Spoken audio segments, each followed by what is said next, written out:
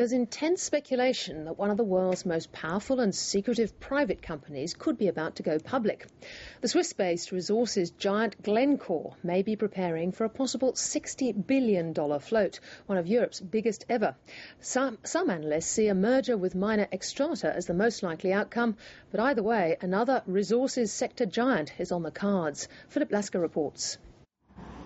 The Swiss-based Glencore has enjoyed the best of both worlds, a business that thrives on buying, trading, transporting and selling the basic resources the world needs behind the veil of private ownership.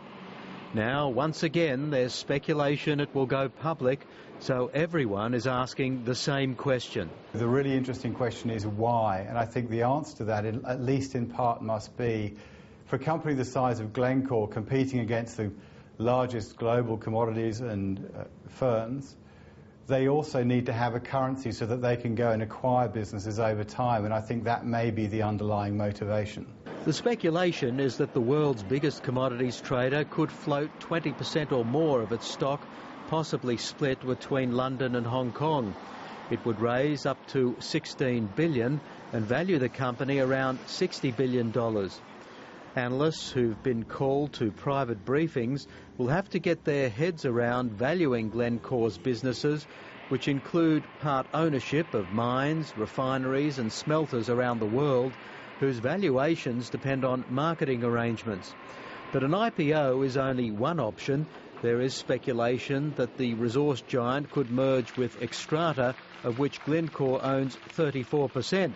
Some analysts see that as more attractive to investors seeking true value creation. What people don't like is the investing public feeling that they're buying regurgitated material that lots of people have made plenty of money about before. So a merger may be a better option. That is also possible, but the other side to this is it's a business which has been privately run for a long time. It's been tremendously successful and tremendously profitable.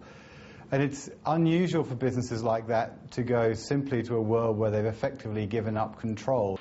But a merger with Xstrata, which has significant copper mining interests in Australia, could follow hot on the heels of any IPO, as Glencore's chief executive Ivan Glassenberg is said to be keen on bringing the companies together.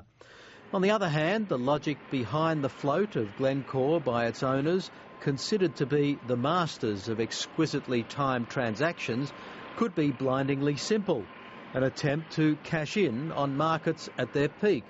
Although not everyone buys that argument. If you look at the range of commodities that they produce, I think there are a number of those for which prices will quite likely continue to escalate over time. And in another sign that something is afoot, Xstrata chairman Willy Strothotter announced his retirement from the board after the AGM in May. Mr. Strothotter is also chairman of Glencore.